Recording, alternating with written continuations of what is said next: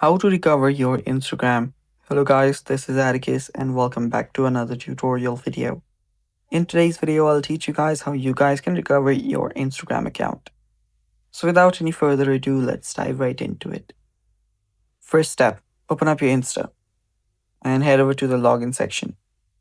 After you do that, on the top, all you have to do is type in your username. So let me do that here. After you type in your username, you can then type in your password. Now, to recover it, if you've forgotten your password, all you have to do is tap on Forgotten Password option. Then you can type in your email, or you can find by your mobile number as well. And after you do that, if your mobile number, or your email address is, on your device, when you tap on Continue, you will directly be logged in. If not, you will be receiving a verification email on your email address, which you'll need to type in right here. They will give you a prompt. So just type in the verification code and then you will be prompted to change password or simply be logged in.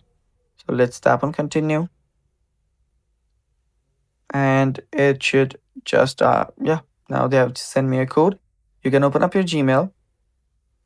Let me open up my Gmail here. And now what you'll need to do is type in the code.